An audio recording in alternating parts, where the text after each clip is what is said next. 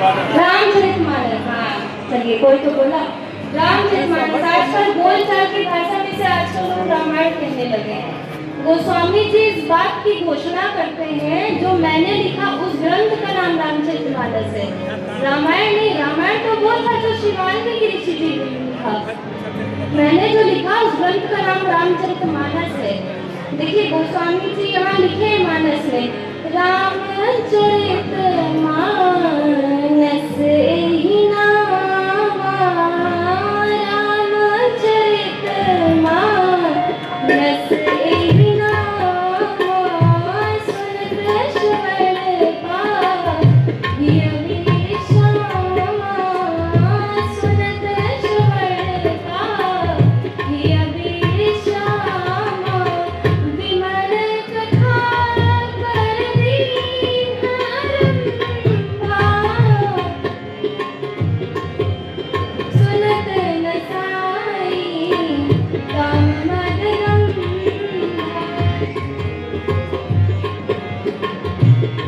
गोस्वामी जी ने कहा इस ग्रंथ की रचना मैंने नहीं, किसने की है? चौपाई आप सबको याद है, आप लोग तो जानते होंगे। रची महेश निजी मानस राखा।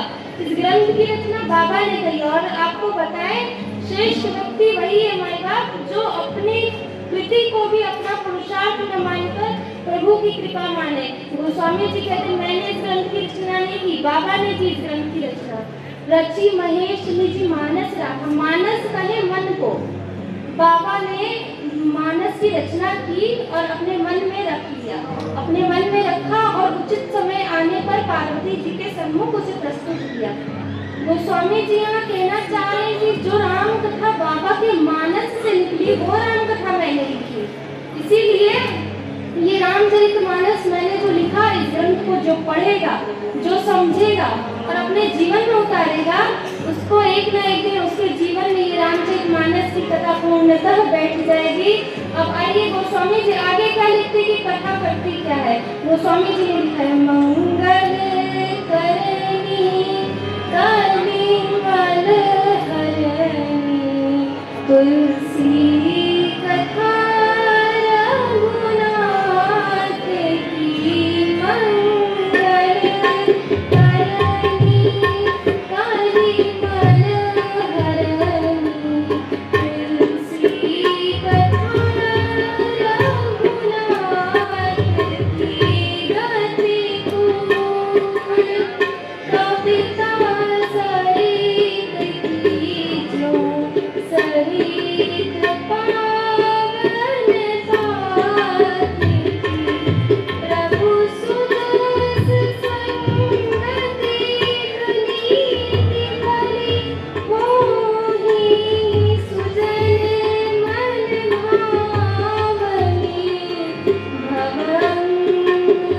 भूति मसान की, सुमिरत सुहावनी पावनी, भवंग भूति मसान की, सुमिरत सुहावनी पावनी।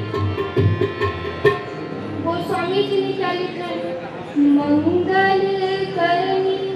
कथा क्या करती है? मंगल करती है और कलयुग के कल्मश का हरण करती है। कल्मश कहे काम क्रोध मद दम्भ, ये जो खट विकार है, कथा सुनने से ही विकार दूर होते हैं। कथा है कैसी? गति पूर्ण कविता सरित की जो, सरित पावन पात की। काशी में गंगा जी रहती है ना, गंगा जी रहती है ना यहाँ। अच्छा गंगा कहाँ से निकली है? गोमुख से निकली। कहाँ तक गई? गंगा सागर तक। गोमुख से निकल के गंगा सागर तक गई। अच्छा इतने दूरी में जो उन्होंने रास्ता तय किया, उतने दूरी में क्या वो सीधी गई है? नहीं ना, टेढ़ी मेढ़ी गई है। बाबा कहना चाहते हैं मेरी ये रचना भी टेढ़ी मेढ़ी है पर परम पवित्र है। अब बाबा को इतना विश्वास कैसे है? देखिए बाबा ने उदाहरण दिया है, प्रभु सुजस संगति भली थी।